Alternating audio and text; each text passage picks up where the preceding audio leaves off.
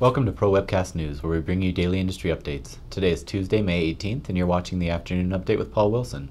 Today's news is sponsored by American Retirement Systems, providing competitive solutions for agents and advisors. For more information, please visit AmericanRetirementSystems.com. Now for today's headlines.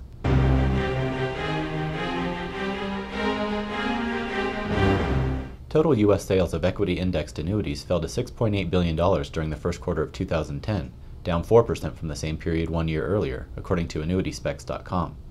The rate drop can largely be attributed to the fact that 2009 was a record-setting year, boasting two of the biggest sales quarters on record, while in addition, rates have been depressed on all annuities for an extended period. Meanwhile, Allianz Life Insurance remained number one for the quarter with sales of $1.4 billion and a 20.8% market share. Aviva USA came in second with sales of $1.1 billion and a 16.3% market share, while American Equity Investment Life followed with sales of $777.8 million and an 11.4% market share.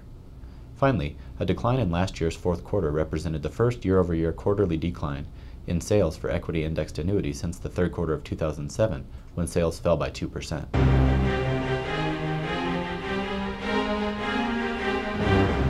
In insurance news, insurers are leading the first monthly decline for corporate bonds since December, amid speculation that they will face losses on sovereign debt, according to Bank of America Merrill Lynch index data.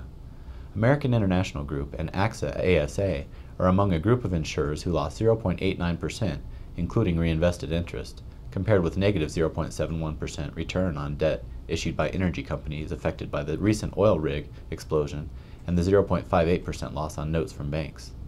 According to the head of credit research at UniCredit SPA, quote, "The insurers' declines are primarily down to sovereign debt concerns because they're investors in government bonds, agencies, and so on.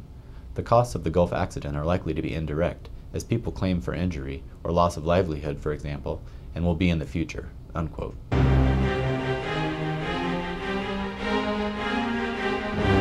In economic news, U.S. housing starts reached the highest point in 1.5 years during April, although a drop in permits to a 6-month low hints that the recovery of the housing market will continue to take some time.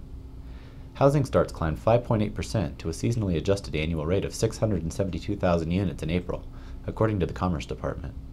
Groundbreaking for single-family homes spiked 10.2% last month to an annual rate of 593,000 units, after an increase of 2.1% in March. Meanwhile, starts in the multifamily segment plummeted 18.6% to a 79,000 unit annual pace. I'm Paul Wilson, and thanks for watching Pro Webcast News. For more in-depth news and features, visit producersweb.com.